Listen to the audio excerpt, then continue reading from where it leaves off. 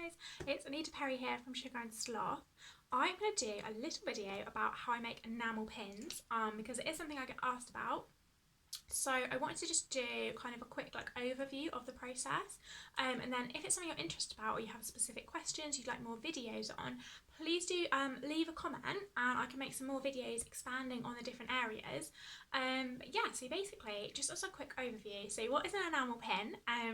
So I am an illustrator and I make greetings cards and mugs and all sorts of different things. One of the things I make is enamel pins.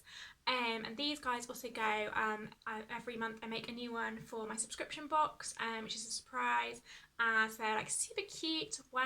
I'm absolutely obsessed with them. My obsession started long before I started making them. And you know, I kind of never thought that I would get to make my own, and then I started doing it and I'm absolutely addicted. I love it so much. So yeah, I kind of want to share how the process works. Okay, so step one is the sketch.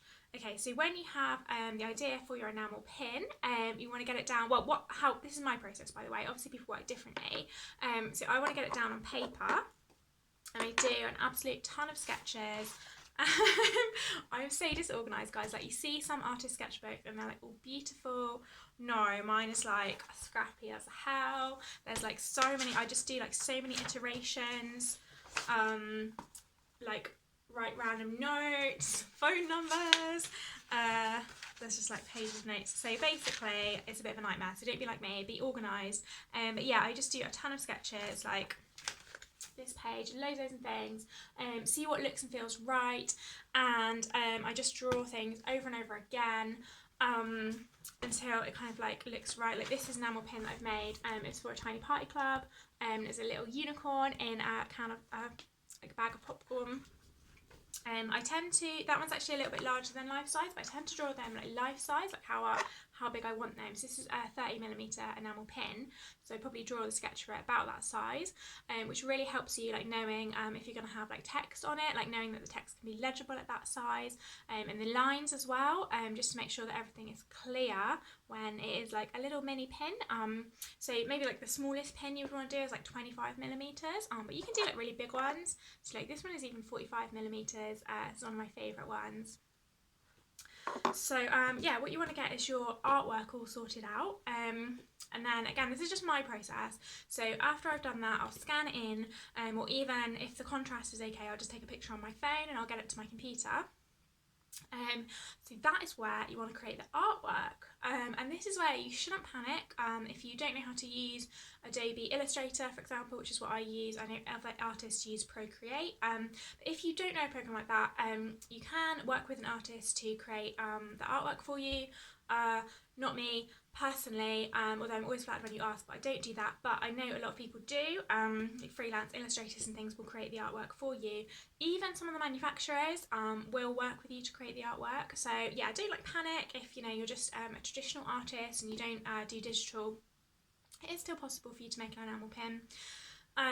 But if you're happy to create your own artwork, then that is amazing.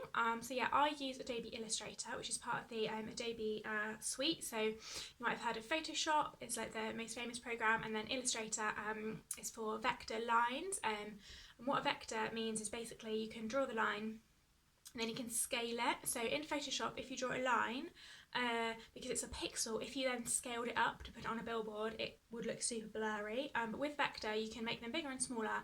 So that's why I really like it for creating enamel pins. Okay, so when you are in Illustrator or whichever program you are using, you're going to want to think about colour.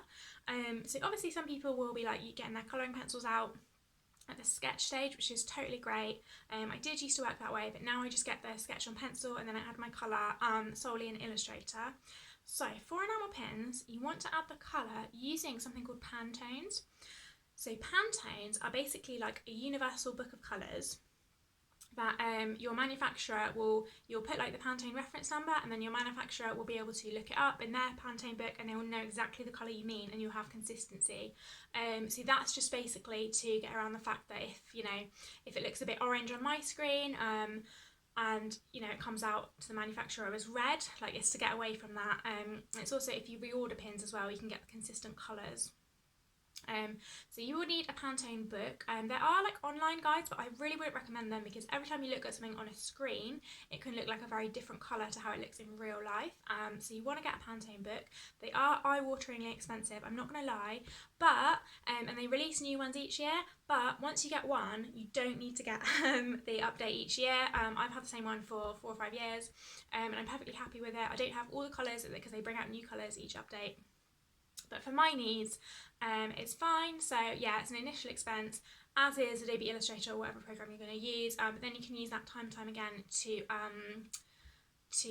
create pins. Oh my god, I just forgot what I was saying. Sorry. Yeah, so they're like the 2 main expenses. A top tip is sometimes you can get books, like Pantone books secondhand on eBay, which is a lot cheaper. You just have to be careful that you are buying an official Pantone guide and not some kind of copy, because the colours will be different, so just be careful. But that is how you can save yourself some money. So yeah, so what you want to do is create your artwork outlined on your computer, and decide your colours, and then list your colours for your manufacturer. Okay, and then that brings us on to stage 3, manufacturing. And this is the stage that puts most people off making pins because, again, I won't lie to you, it is expensive to get pins made. There will be a minimum order, depending on your manufacturer, between like 50 to 500 pins. It really varies. I think average is about 100 to 200. So you want to think about how many you can afford to get made. And obviously you've got to pay for the mould fee, which is basically, well, literally as it sounds like, the fee to make your pin. And then if it sells well and you decide to reorder, then you won't have to pay the mould fee again. So that is a good idea. Again, it does vary. With most manufacturers, you won't have to pay the mould fee again. But yeah, like, you should check before you place your first order. You should check about the mould fee. Another good thing to consider is getting a back stamp that you probably can't see there, but I always get my Sugar and Sloth logo back stamped on the pins, and that's just it's just nice. I think when a customer buys a pin, they take it off the backing card, and they remember like who it's from. And also, like, there is a whole counterfeiting, which is a whole other video on its own, but yeah, it does help with that, so your customer knows that they have a genuine pin made by you, so that's pretty cool. So that is an additional fee again, but I would really recommend it personally. So what else to say? Oh yeah, so the manufacturing process, it depends on who you're using, but it will take anywhere between 3 weeks or 2 months. So again, make sure you confirm with them how long it's going to take.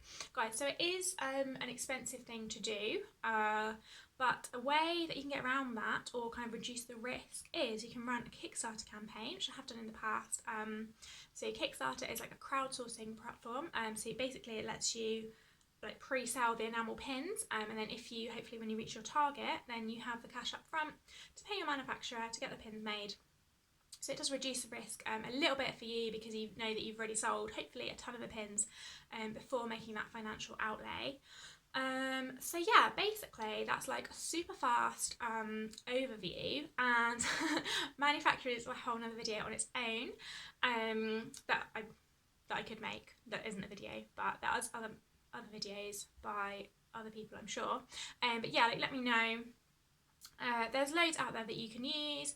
I would say it's a good idea not to solely rely on one, just in case they do have any problems. If you're going to make like loads of pins, obviously for your first pin you have to rely on one manufacturer. And yeah, and if you can get recommendations, that's really good.